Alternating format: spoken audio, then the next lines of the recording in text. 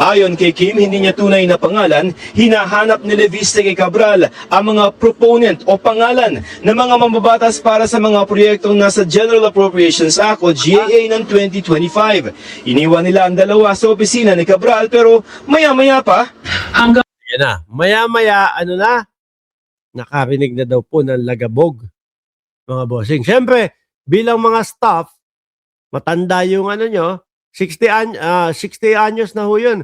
May get si 60 na ho, si Yusek Cabral. Mga bossing. Mukha lang bata pa dahil siguro kababotox ng mukha, sa amin narinig na lang po kami mga kalabog sa loob. So, syempre po, si ma'am po kasi may edad na din ho and sabi ni Sir Chris Angel, copycat talaga ni Kong Miao Miao. Oo, si Miao Miao naman, ang pumasok naman siya doon sa opisina ni Congressman Sandro Marcos. Di ba? Tapos pagbukas daw ng pinto, sabi ni Miao Miao daw, sino yung mga sasama sa akin? Sino yung mga sa akin? Gagawin ko, magkakaroon kayo ng mga tungkulin. Pag naging House Speaker daw ho siya, anak ng putek na yan. Tingin ko mga bossing, ang ginagawa nitong mga ito, kung sino man yung mga, alam nyo naman na mga Duterte itong mga ito di ba? Kung sino yung mga kinukuha ng mga Duterte, mga bata, gusto kasi nilang magaya. Kagaya yan, di ba? Gen Z, ang tawag sa kanila, si Miao Miao at itong si Barsaga. Gusto kasi nila, mga boss chief sir, magaya doon sa Nepal. Yung Nepal, Gen Z daw po kasi yung lumaban doon sa gobyerno. No? Gen Z daw po. Ay kaya ang ginagawa nila para manguna, mga Gen Z, si Miao Miao, etong sila, ano pangalan nito? Si Leviste. Baka daw sumunod yung mga Gen Z natin. Matatalino ho yung mga Gen Z natin. Hindi ho basta-basta sasama sa mga ganyan.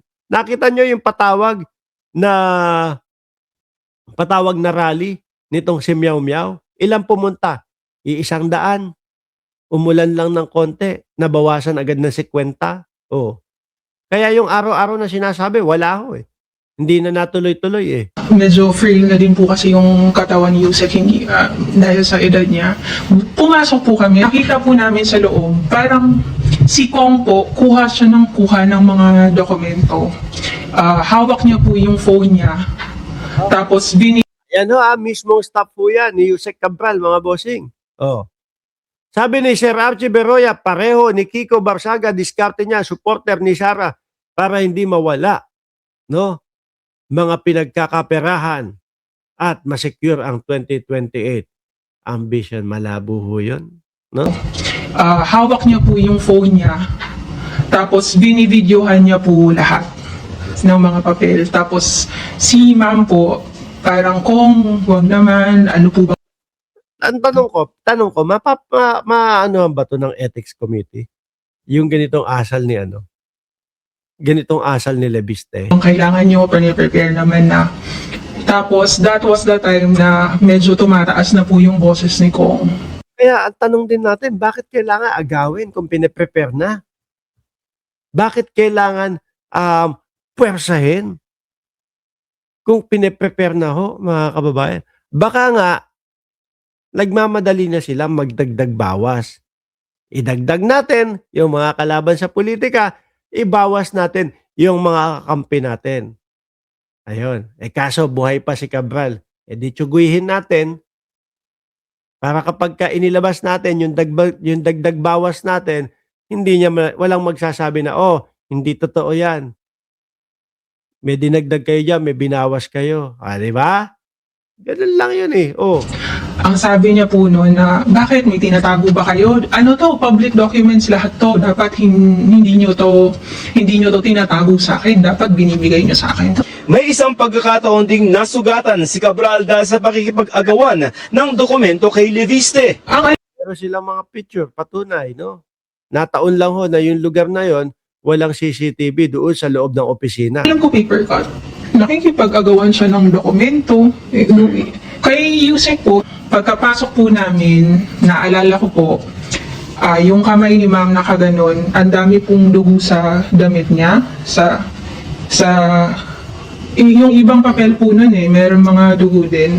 Si Kong nagvi-video lang po. Nagtuloy-tuloy lang siya ng video, nagtitake ng pictures. Talagang, yan po, kinukwento. Merong pangaagaw. Merong pinakitang litrato na nasugatan.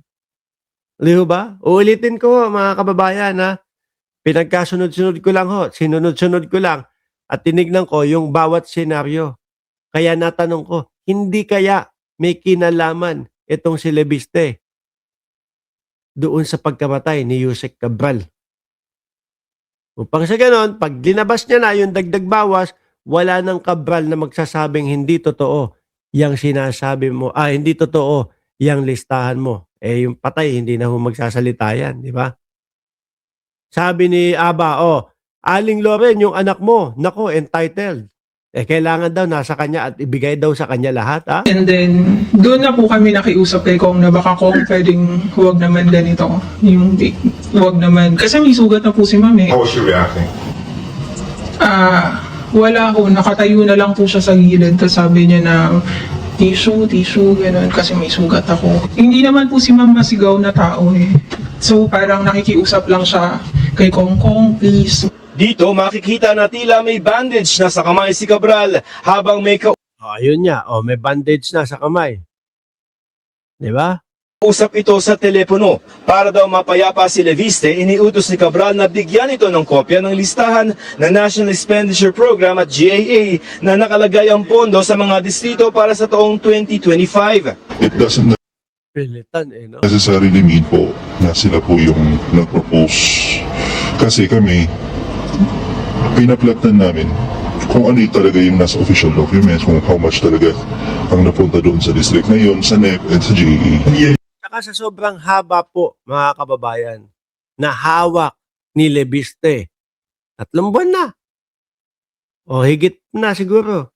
Sa sobrang haba ng panahon na hawak ni Leviste yung papeles dokumento. Hindi na din ho tatanggapin niya bilang ebidensya. Siyempre, malay ba nila na dinagdagan na at binawasan na? Di ho ba? Kaya nga, kapansin-pansin na eto lang siya nag-ingay noong patay na si Cabral. Request ng mga congressmen, mga pasilid na ito. Hindi po. Kung saan located yung project. Bawa. Sabi ni Kuya Lokis, Leviste yan. Kung kailan namatay, dun nilabas. Mga bata na malakas maggawa sa social media. Province A. Yes. Kung saan talaga located yung project, doon naka-lodge yung allocation na. Hindi namin sure po kung ano yung summary na tinutukoy po. By name. Binigay po ay yung 2026 summary ng revised NEP and HGAP. Meron din naman na mga iba na finurnish sa Senate. Yun na po yung mga hiningi din ng Committee on Finance. Ngayon ho, mga bossing, dahil nga umiinit yan, at talagang nakikita nila, ilang strike na ilang strike na ho itong si Leviste, mga kababayan. Dahil nga ganun ang sitwasyon, kailangan magkaroon ng to the rescue at magre-rescue